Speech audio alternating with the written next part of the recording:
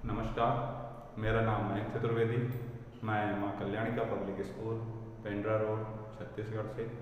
आज मैं कक्षा छठवीं, विषय संस्कृत, पाठ 6, षष्ठा पाठ, समुद्र तटः, जो पाठ का शीर्षक है समुद्र तटः, इस विषय पर चर्चा करूँगा।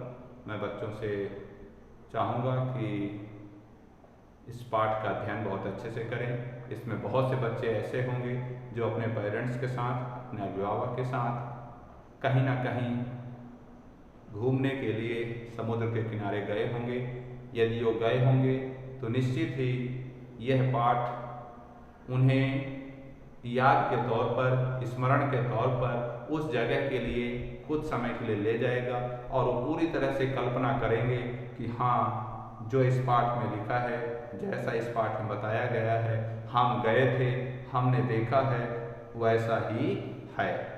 जो गए होंगे वो उसको स्मरण करेंगे और जो नहीं गए होंगे वो जानने की कोशिश करेंगे। इन फ्यूचर जब वहाँ जाएंगे तो वे उस समय इस पाठ को अपने बुद्धि और में स्थापित कर लेंगे कि क्या इस पाठ में जो चीज़ें बताई गई हैं या हमने जो समय पढ़ा था क्या वैसा है। तो बहुत सारी चीज़ें उसमें मिलेंगी। तो ये पाठ समुद्र तटः, समुद्र माने होता है समुद्र, सागर, और तट माने होता है किनारा, समुद्र का किनारा। ठीक है, तो इस पाठ में हम ये जानेंगे कि लोग समुद्र के किनारे आते हैं। बहुत से समुद्र के किनारे ऐसे हैं जो प्रचलित हैं, फेमस हैं, अलग अलग देशों से लोग वहाँ आते हैं और वो किनारे अलग अलग नामों से भी जाने जाते हैं। तो उसी के विषय में आज हम जानेंगे।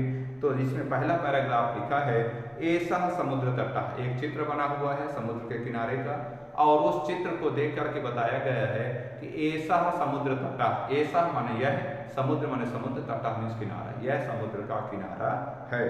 अत्र जना पर्यटनाय आगच्छन्ति, अत्र माने यहाँ, जना माने लोग, पर्यटनाय मतलब घूमने के लिए, आगच्छन्ति मतलब आते हैं, यहाँ लोग घूमने के लिए आते हैं।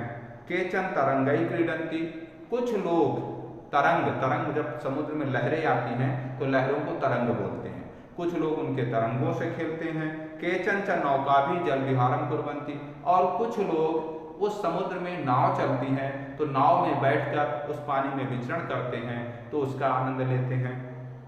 तेषु केचन कन्दुकेन क्रीडन्ति, और कुछ लोग उस समुद्र के किनारे घर से बॉल या बैट ले जाते हैं और वहाँ बॉल से खेलते हैं। बालिका बालका च बालुका गृहम रचयन्ति, और कुछ बालक और बालिका, कुछ लड़के और लड़कियाँ उस रेत का एक घर बनाते हैं और बार बार उस घर को बनाएंगे, बिगाड़ेंगे, फिर बनाएंगे, फिर बिगाड़ेंगे। तो कुछ लोग उस बालू, बालू रेत को कहा जाता है, उस बालू से, उस रेत से घर बनाते हैं और फिर उससे आनंदित होते हैं। मध्य मध्य तरंगा बालुका गृहम प्रवाहयन्ति, और बीच बीच में उन बालू से बने हुए घरों को उस लहरों में, समुद्र के लहरों में प्रवाहित कर देते हैं, बहा देते हैं। ऐसा क्रीड़ा प्रचलित हो, इस प्रकार के खेल समुद्र के किनारे प्रचलित हैं।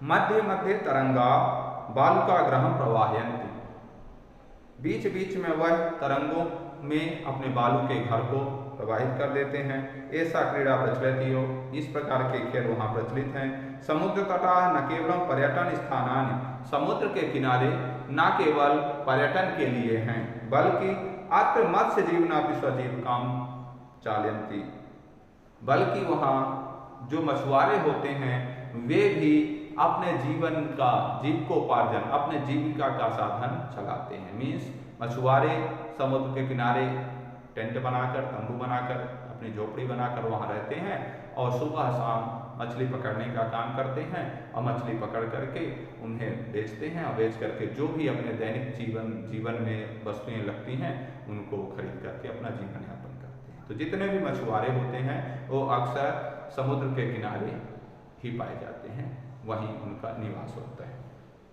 तो यहाँ दो चीज़ें पता चली, एक पर्यटन के लिए जाना जाता है और दूसरा जो मछुआरे हैं वो लोग, उन लोगों के जीविकोपार्जन के लिए भी वो स्थान माना जाता है। अब दूसरे पैराग्राफ में चलते हैं। अस्माकं देशे बहवः समुद्र तटा सन्ति, हमारे देश में बहुत से समुद्र के किनारे हैं। एतेषु मुंबई, गोवा, कोच्चि, कन्याकुमारी, विशाखापट्टनम, पुरी तटा अतीव प्रसिद्धा सन्ति। मैंने जितने नाम लिए कौन कौन से, मुंबई, गोवा, कोच्चि, कन्याकुमारी, विशाखापट्टनम और पुरी, ये बहुत अधिक प्रसिद्ध हैं। गोवा तटः विदेशी पर्यटेभ्यः सर्वाधिकं रोचते।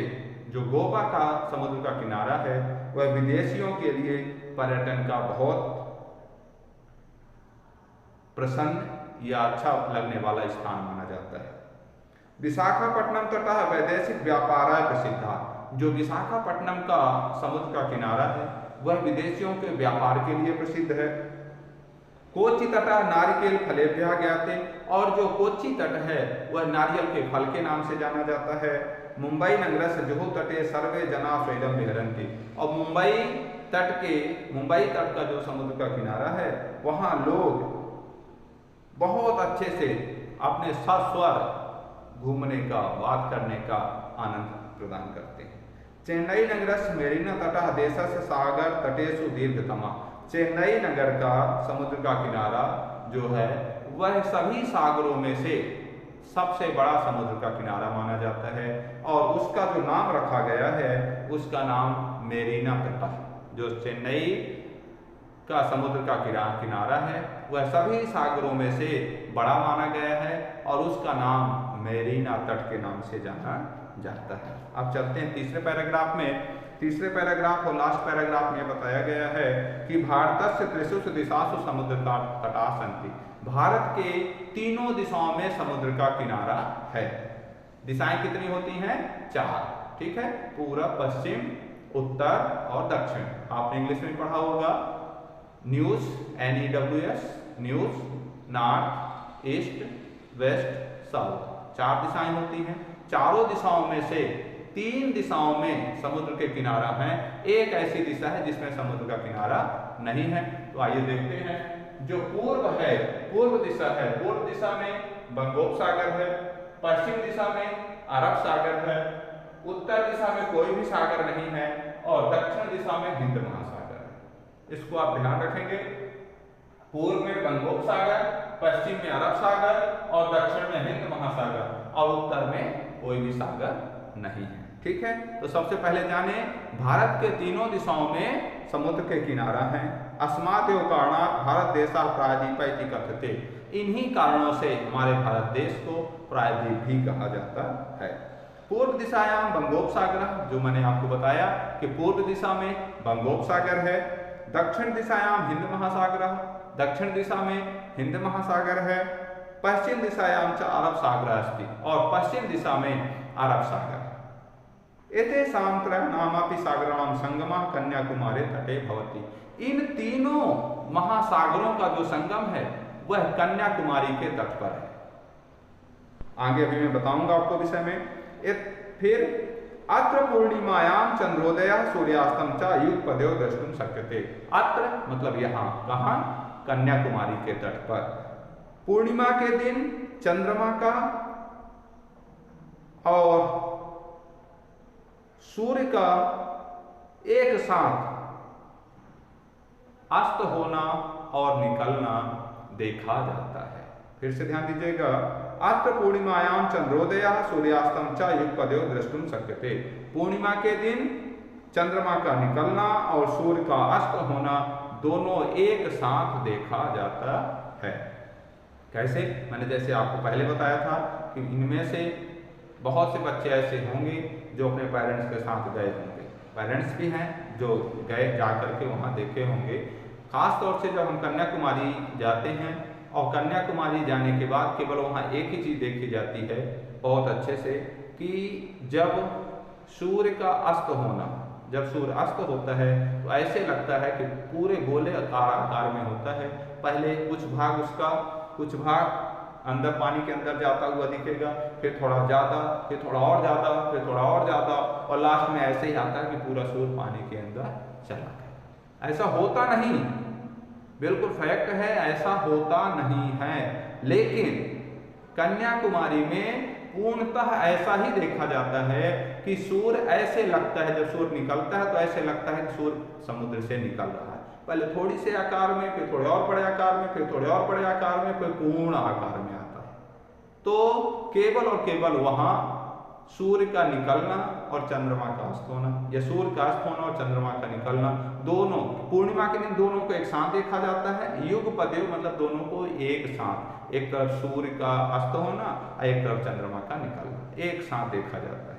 तो इसलिए कन्याकुमारी में तीनों सागरों का संगम है। संगम कहा जाता है, आप जान लीजिए कि जहां भी आपस में दो नदियां मिले वो भी संगम है, जहां आपस में तीन नदियां मिले वो संगम है, बट उसका नाम त्रिवेणी कहा जाता है। तीन नदियों का जहां मिलन होता है उसको हम त्रिवेणी कहते हैं, जहां दो नदियों का मिलन होता है उसे हम संगम कहते हैं। ठीक उसी प्रकार जहां सागरों का मिलन होता है उसे भी हम संगम कहा जाता है। ठीक है, तो ये पाठ हमें इस बात की प्रेरणा देता है कि एक तो हमें जानकारी मिली कि हमारे तीनों दिशाओं में सागर हैं, पूरा, पश्चिम और दक्षिण में। केवल एक ही दिशा ऐसी है जहां एक भी सागर नहीं है और वो दिशा है उत्तर दिशा। इसके पहले हमने पढ़ा कि लोग आपको सागर के तट पर जाते हैं, वहाँ कुछ लोग पर्यटन के लिए जाते हैं, कुछ लोग व्यापार के लिए जाते हैं, कुछ लोग नारियल के जो समुद्र के किनारे, हर समुद्र का किनारा, हर सागर का किनारा किसी न किसी नाम से जाना जाता है। तो इस पाठ को हम अध्ययन करें, इसके विषय में जानें। यदि हम वहाँ गए हैं तो एक बार से फिर से हमारे लिए वो रिकॉल हो जाएगा। यदि हम नहीं गए हैं, इन फ्यूचर जाते हैं, तो हमें इन सब चीज़ों का ध्यान रखना है, जानना है, सीखना है और इसके विषय में अधिक से अधिक जानकारी प्राप्त करनी है। तो ये क्लास 6 का चैप्टर 6 अभी खत्म हुआ, फिर अपन चर्चा करेंगे अगले पाठ। धन्यवाद।